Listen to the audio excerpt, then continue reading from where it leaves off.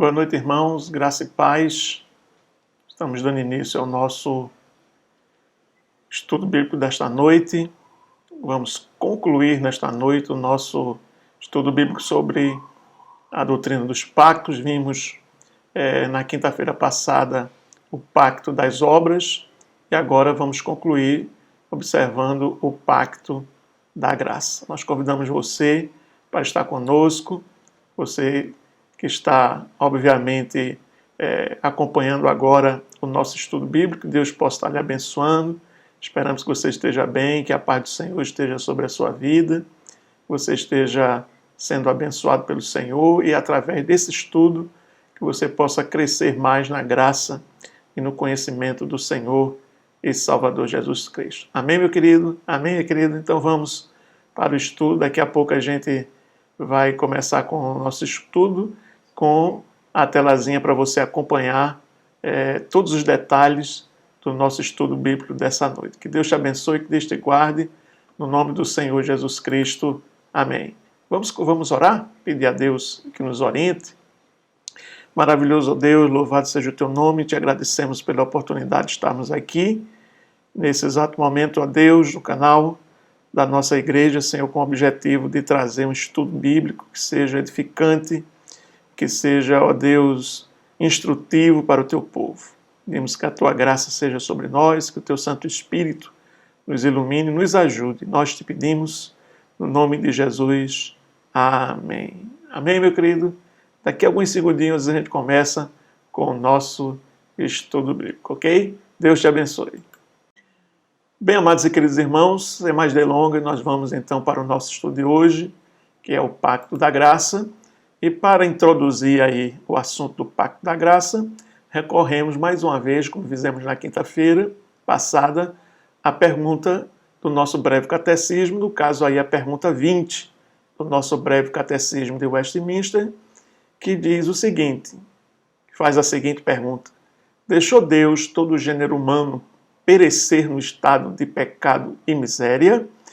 Deixou Deus todo o gênero humano perecer no estado de pecado e miséria?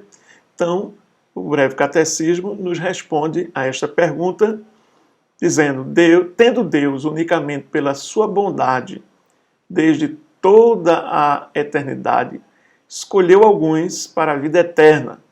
Então, ele resolveu escolher alguns para a vida eterna. E entrou com eles em um pacto de graça para os livrar do estado de pecado e miséria e trazer a um estado de salvação por meio de um redentor. Lembre-se que a palavra redenção está ligada com salvação, perdão dos pecados. Então essa é a resposta do nosso breve catecismo que introduz o nosso assunto desta noite, desta quinta noite, que é o Pacto da Graça. O Pacto da Graça. Vamos caminhando então com o nosso estudo. Aí uma pequena relação entre o Pacto das Obras e o Pacto da Graça. Só para a gente lembrar um pouquinho do estudo de quinta-feira. Então, o Pacto das Obras estabelecia uma condição e estabelecia essa condição de obediência e impunha uma penalidade aos transgressores. Ou seja, o Pacto das Obras estabelecia a condição de vida para o homem desde que ele obedecesse à ordem do Senhor de que ele não comesse da árvore do conhecimento do bem e do mal que estava no meio do jardim. Ele não comendo desta árvore, do fruto da árvore, ele teria vida. Mas, se ele desobedecesse, como desobedeceu, ele teria uma penalidade, ou seja, a morte.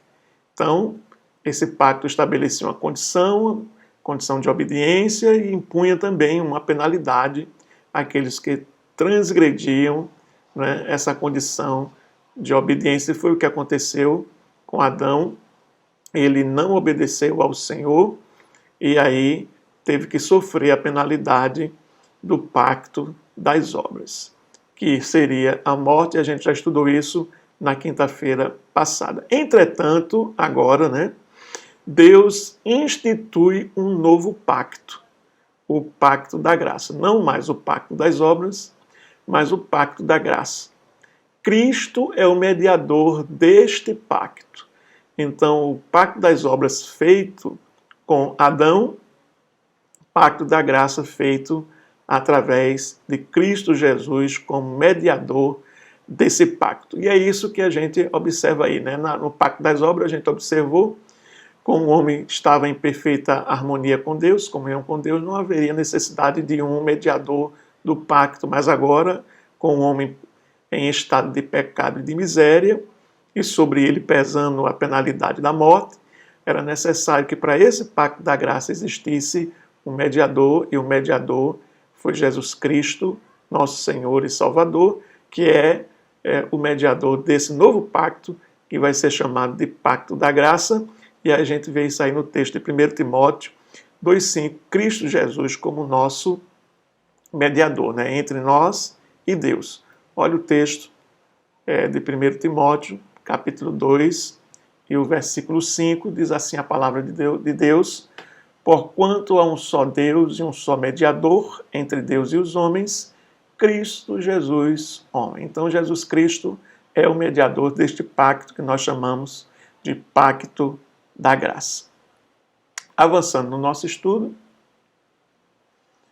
a gente tem então aí o mediador, que é Jesus. Ele, Jesus, o mediador, ele veio ao mundo para cumprir a condição daquele pacto lá que exigia obediência, o pacto das obras, e sofrer a penalidade do pacto das obras que Adão transgrediu em toda a sua extensão. Ou seja, Jesus veio ao mundo, encarnou-se para ele cumprir toda aquela condição de obediência, sofrer também a penalidade do pacto das obras, que foi quebrado por Adão, e sofrer essa penalidade em toda a sua extensão. Então Jesus veio, se encarnou, viveu, sofreu, foi morto, foi sepultado, mas ele ressuscitou, está vivo para todo sempre, ascendeu ao céu, mas era necessário que ele viesse ao mundo para cumprir a condição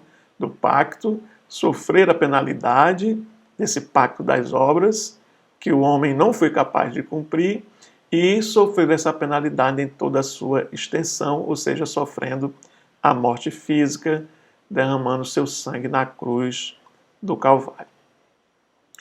Mateus capítulo 5, verso 17 diz o seguinte, Jesus falando: não penseis que vim revogar a lei ou os profetas. Não vim revogar, vim para cumprir. Então Jesus veio para cumprir esse pacto, a condição de obediência desse pacto. Veio também para sofrer a penalidade que seria imposta, né, para Adão e seus descendentes. Ele veio sofrer no nosso lugar essa penalidade para nos trazer vida e vida em abundância. É o que nós vemos em Gálatas 3, 10 a 13, diz assim a palavra do Senhor. Vamos dar uma olhadinha nesse texto de Gálatas.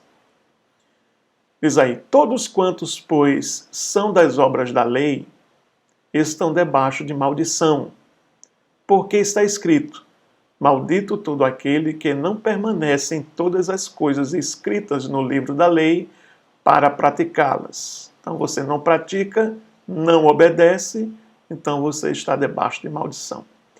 E é evidente que, pela lei, ninguém é justificado diante de Deus, porque o justo viverá pela fé. Ora, a lei não procede da fé, mas aquele que observar os seus preceitos, os preceitos da lei, por eles viverá. Viverá se obedecer os preceitos da lei. Cristo nos resgatou da maldição da lei, fazendo-se ele próprio maldição em nosso lugar, porque está escrito: maldito todo aquele que for pendurado em madeiro. Então Jesus Cristo veio para o quê? Cumprir, obedecer às exigências do pacto das obras, cumprir a lei, obedecer perfeitamente a Deus, e veio também sofrer a maldição ou a penalidade imposta por esse pacto das obras, que seria a morte. E ele veio e nos resgata desta maldição da lei, fazendo-se ele próprio maldição em nosso lugar, morrendo ali na cruz do Calvário, né, como está escrito no texto, maldito todo aquele que for pendurado em uma cruz, em um madeiro. Então, Cristo veio para cumprir esse pacto das obras.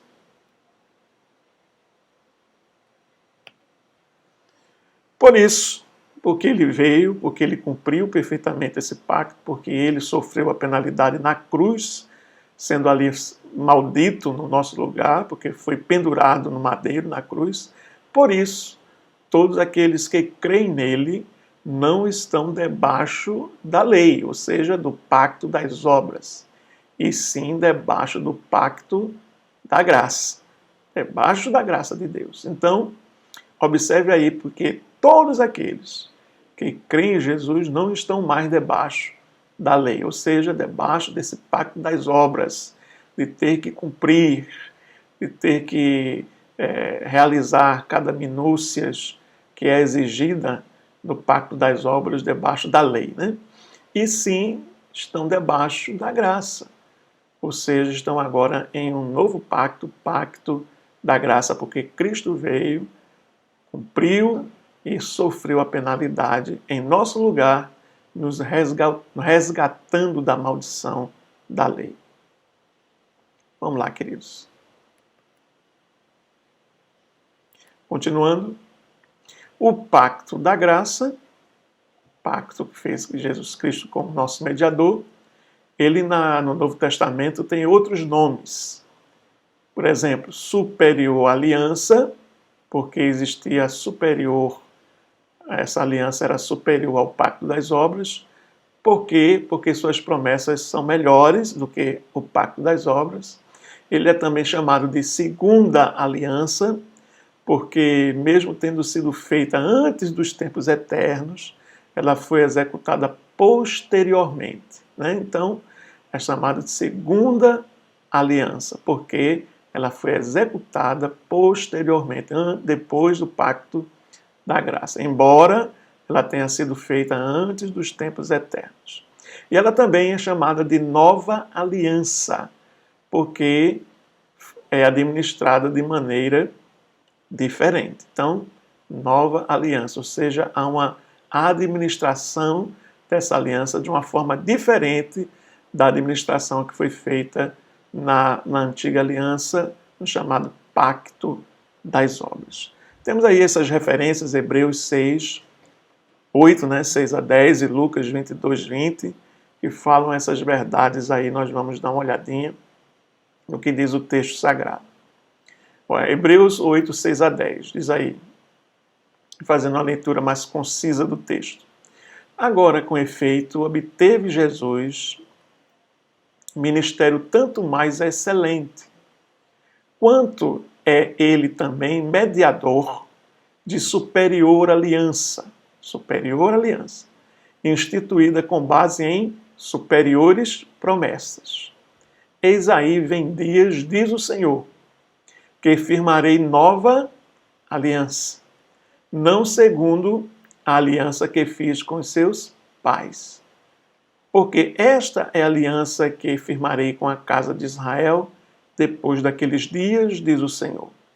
Na sua mente imprimirei as minhas leis, também sobre o seu coração as inscreverei, e eu serei o seu Deus, e eles serão o meu povo.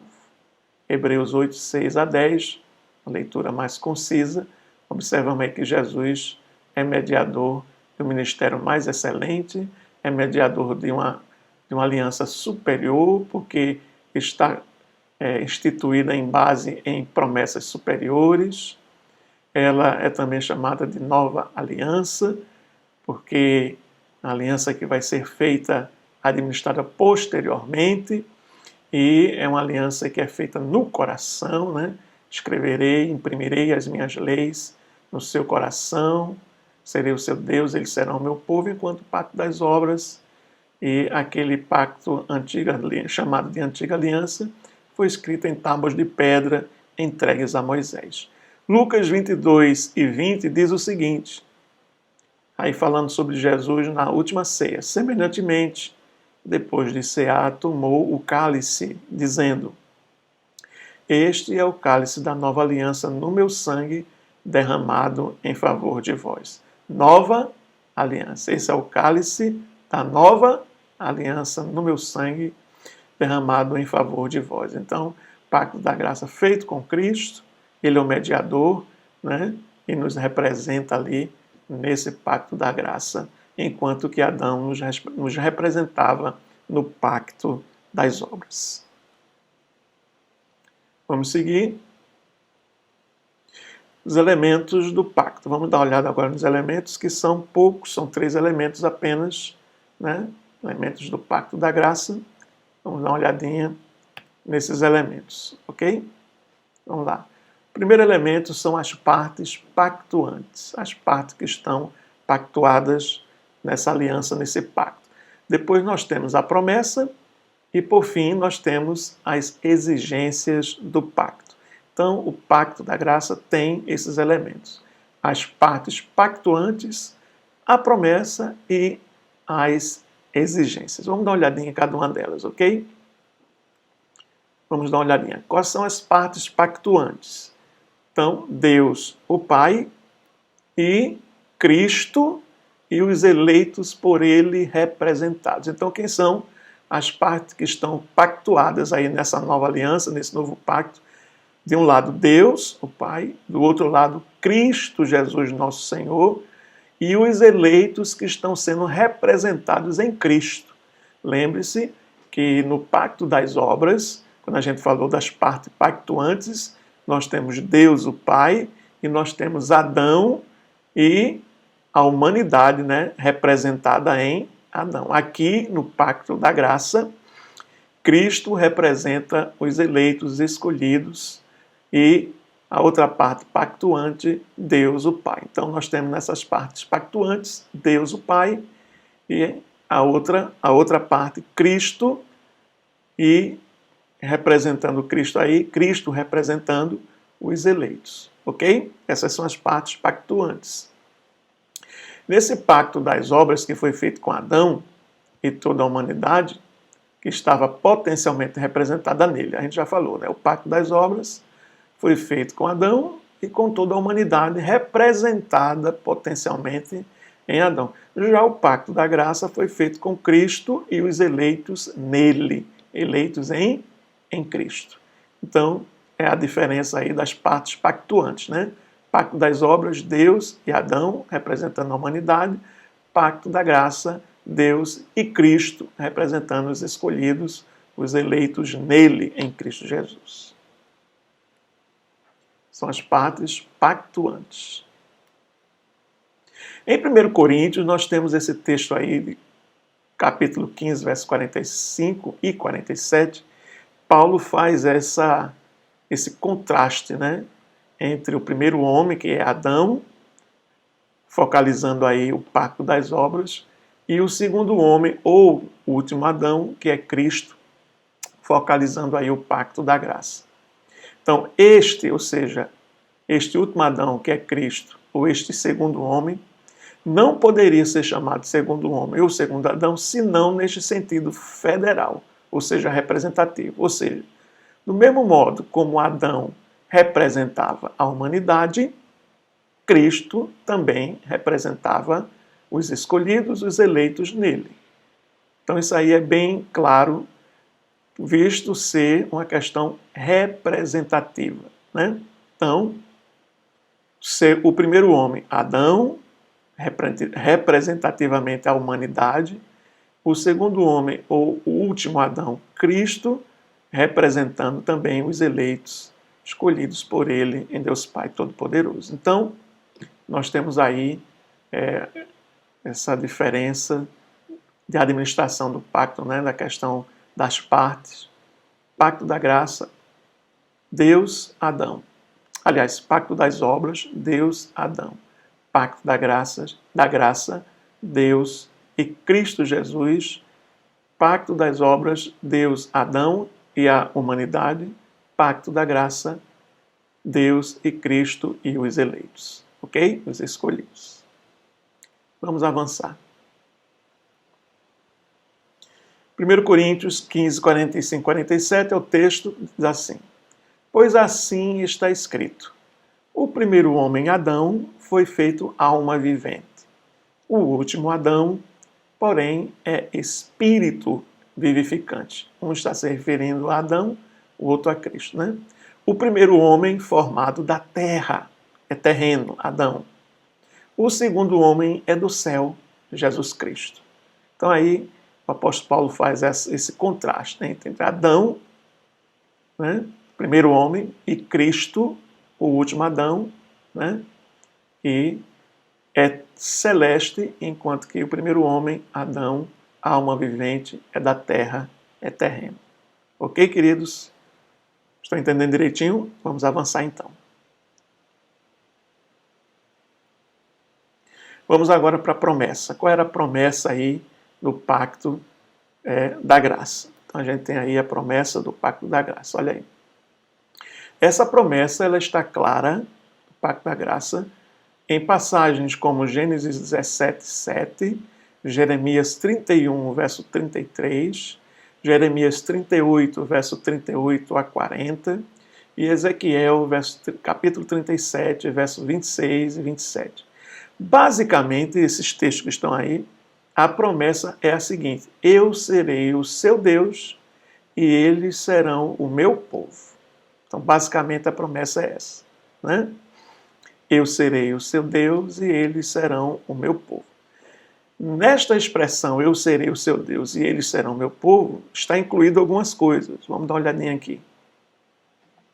O que é que está incluído aí? Eu serei o seu Deus e eles serão o meu povo. Bênçãos materiais. Primeira coisa, bênçãos materiais. Deus, então, abençoa o seu povo com bênçãos materiais. Segunda coisa que está embutida aí, justificação, perdão, adoção e vida eterna. Isso aí a gente já estudou, os irmãos já sabem tudo isso aí, né? As bênçãos advindas da redenção, justificação, perdão, adoção e vida eterna. Isso inclui ainda também o dom do Espírito Santo, recebimento do dom do Espírito Santo, né? O Espírito Santo vindo viver e morar dentro de cada um de nós, a salvação e, finalmente, a glorificação final e eterna. A gente já falou isso, né? Glorificação final e eterna, no momento em que, na consumação, nós teremos os nossos corpos glorificados, semelhantes ao corpo de Cristo Jesus, quando ressuscitado. Então, essas são as bênçãos que estão incluídas naquela expressão: eu serei o seu Deus e eles serão o meu povo. Vamos ver agora as exigências. Aí é a terceira e última parte, né, das partes aí do pacto, né? As exigências. Vamos ver o que é que Deus está exigindo, né? No pacto das obras, a vida foi prometida com a condição de perfeita obediência da parte do homem. Se o homem obedecesse, não comendo da árvore do conhecimento, a gente diz comendo da árvore, né? Mas na realidade ninguém vai comer a árvore, é o fruto, né? Não comendo do fruto da árvore do conhecimento do bem e do mal, em obedecendo perfeitamente esta ordem, o homem viveria eternamente. Em quebrando, né? Não obedecendo, traria sobre ele a morte. A gente viu morte física, espiritual e morte eterna. No pacto da graça, a exigência também é perfeita obediência, só que com uma observação.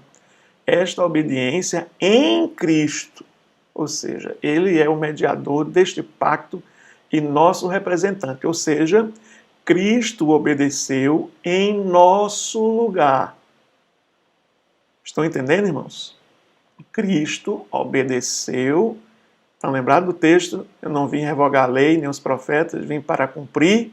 Então, Cristo obedeceu em nosso lugar. Então, a nossa perfeita obediência só pode ser realizada se for em Cristo, porque Ele é o nosso mediador nesse pacto da graça, Ele é o nosso representante, enquanto que no pacto das obras, o nosso representante era Adão e ele falhou, desobedeceu. No pacto da graça, o nosso representante era Cristo, ele não falhou, ele obedeceu perfeitamente e ele sofreu a penalidade do pacto das obras em nosso lugar, portanto, nós também podemos, assim, obedecer perfeitamente, mas em Cristo Jesus, ou seja, ele obedeceu no nosso lugar. Vamos dar uma olhadinha mais de perto sobre isso aí? Olha aí. A obra que Jesus Cristo fez como nosso mediador, ela foi perfeita. Tanto é que na cruz, a última palavra que Cristo disse foi: está consumado, né? Pai, em tuas mãos entrego o meu espírito. Então ele cumpriu todas as exigências da lei de Deus. Ele cumpriu.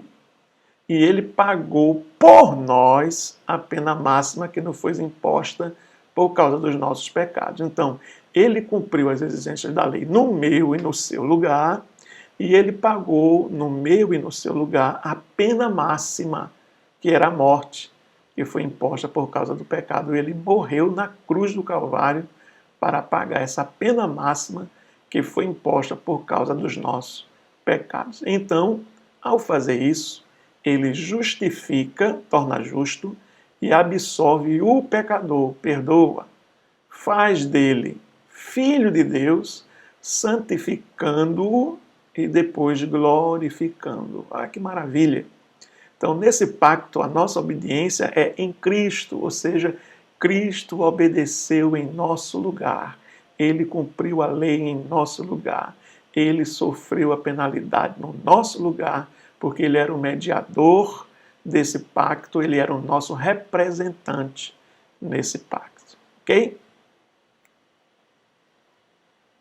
Vamos avançar um pouquinho. Olha aí. Isto não significa que nesse pacto agora, pacto da graça, nada se exija do homem.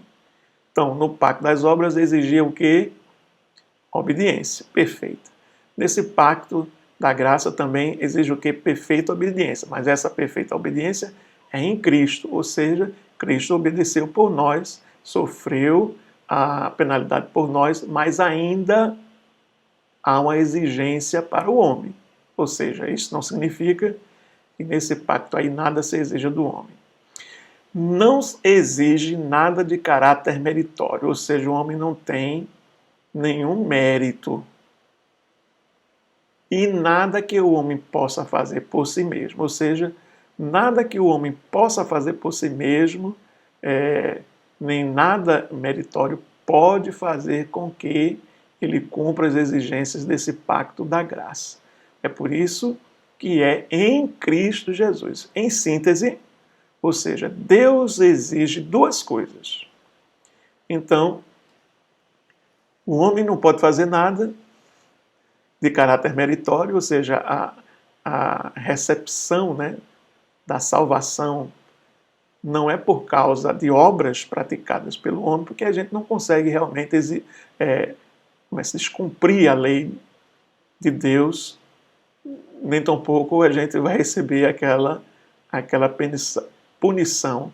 Por quê? Porque Cristo, ele obedeceu no nosso lugar e ele recebeu a penalidade no nosso lugar, né? Então, nada que a gente possa fazer pode trazer salvação para nós. Ou seja, Cristo realizou tudo. Agora, Deus exige só duas coisas para aqueles que estão pactuados com Ele nesse pacto agora, que é o pacto da graça. Que duas coisas são essas que Deus exige? Vamos dar uma olhadinha.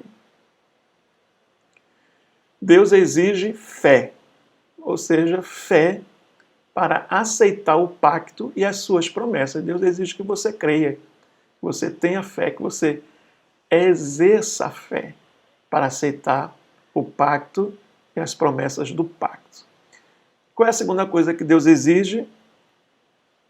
Deus exige obediência. Fé e obediência.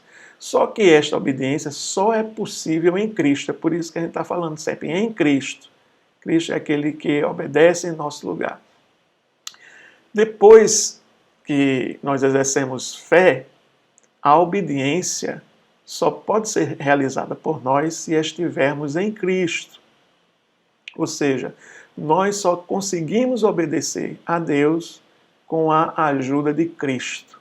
Sem a ajuda de Cristo, nós não conseguimos obedecer. Então, como é que Cristo nos ajuda a obedecer? Ele nos ajuda pela sua palavra e nos ajuda pelo Espírito Santo que ele enviou para viver entre nós, para morar no seu coração, dom do Espírito Santo. Então, o que é que Deus exige? Fé, e Deus exige obediência. Só que essa obediência é em Cristo, ou seja, só podemos obedecer a Deus com a ajuda de Cristo, através da sua palavra e através do seu Santo Espírito. Então temos alguns versículos aí que mostram esta realidade. Vamos dar uma olhadinha, e a gente termina, né, os pactos, né, as três exigências, né, aqueles que estão pactuados, né, os elementos do pacto da graça. Vamos dar uma olhadinha. Olha aí. Efésios 2:8 diz assim, é um texto clássico que diz assim, porque pela graça vocês são salvos. Graça significa um presente dado por Deus, né? Porque pela graça vocês são salvos mediante a fé. Olha aí, mediante, por meio da fé. Então, Deus exige fé. E isto não vem de vós, é dom de Deus. Então, é um presente que Deus nos dá. Agora, Ele exige que nós exerçamos a fé, porque pela graça vocês são salvos mediante a fé, e isto não vem de vocês, é dom de Deus. Efésios 2:8. 2 Coríntios 5:17, olha aí. E assim, se alguém está em Cristo, olha aí, está aonde? Em Cristo. É nova criatura. As coisas antigas já passaram e eis que tudo se fizeram novas. Agora você, em Cristo, tem as condições para obedecer ao Senhor, a Deus, com a ajuda de Cristo, uma vez que você está em Cristo e agora é uma nova criatura, não é mais aquela criatura anterior dominada pelo pecado, mas é uma criatura que é lavada, remida pelo sangue de Jesus. Você está em Cristo. Então, se está em Cristo, é nova criatura. As coisas antigas se passaram e eis que tudo se fizeram novas. Então, só conseguimos obedecer em Cristo. Vamos ver mais textos para a gente terminar. Gálatas 5, 22, 23. Diz assim, mas o fruto do Espírito é, olha aí, tudo isso aí, ó, amor, alegria, paz, longanimidade, benignidade, bondade, fidelidade, mansidão, domínio próprio. Contra estas coisas não há lei. Observe aí que está grifado, né? Contra essas coisas, quais as coisas? O fruto do Espírito, amor, alegria, paz, longanimidade, benignidade, bondade, fidelidade, mansidão, domínio próprio. Contra essas coisas não há lei. Ou seja, quem está com o fruto do Espírito na sua vida, não está sobre ele pesando a maldição da lei. E os que são de Cristo Jesus, diz aí, crucificaram a carne com as suas paixões e concupiscências. Então, crucificamos a nossa carne, ou seja, a nossa natureza pecaminosa, né, que desobedecia a Deus, e as nossas paixões, concupiscências, nossos desejos, e agora com o fruto do Espírito na nossa vida, nós podemos apresentar todas essas características que são características de Deus, né? São atributos de Deus que é transferido para nós também, né? Amor, alegria, paz, benignidade, longanimidade, bondade, fidelidade, mansidão e domínio próprio. Só com o Espírito Santo podemos, na nossa vida, podemos então manifestar esse fruto aí que o Espírito desenvolve nas nossas vidas. E por fim, a palavra de Deus, né? É outra expressão, é outra arma, é outra ferramenta que Deus tem para nos ajudar, que Cristo nos ajuda a obedecer ao Senhor, a estarmos ligados com o Senhor. E toda a Escritura é inspirada por Deus e útil para que ensino, repreensão, correção, educação na justiça, a fim de que o homem de Deus ele seja perfeito e perfeitamente habilitado para toda boa obra. Então, só assim, com a palavra, só com o Espírito Santo, só com a ajuda de Cristo, é que nós conseguimos obedecer ao Senhor e realizarmos aí toda boa obra. Amém, meus queridos? Chegamos então ao final, né, do nosso estudo dos pactos, terminamos com o pacto da graça. Que Deus te abençoe, que Deus te guarde, em nome do Senhor Jesus. Senhor nosso Deus e Pai, nós te agradecemos por esses instantes que estivemos aqui, esses minutos que estivemos na Tua presença, aprendendo um pouco mais da Tua palavra. Que maravilha é aprendermos que agora estamos debaixo da Tua graça, desse pacto de graça que foi feito com Jesus Cristo como nosso representante, o nosso mediador, e através dele nós podemos ter vida eterna, salvação, porque ele cumpriu as exigências da lei, do pacto das obras no meu lugar, no nosso lugar. Ele sofreu a penalidade no nosso lugar, ali na cruz do Calvário, trazendo para todos nós vida e vida em abundância. Agora, nós somos povo de Deus e Ele é o nosso Deus. Louvado seja o Teu nome, Senhor. Nós te agradecemos em nome de Jesus. Amém. Deus te abençoe, meu querido. Fica na paz. Até domingo agora, no nosso canal aqui, que nós estaremos com o nosso culto de louvor ao Senhor. E domingo, culto especial, porque é o culto de Pentecostes. Olha que maravilha. Domingo é o domingo de Pentecostes, um culto especialíssimo. Nós estaremos na presença do Senhor. Queremos você como nosso convidado, nossa convidada especial. Deus te abençoe. Fica na paz. Em nome de Jesus.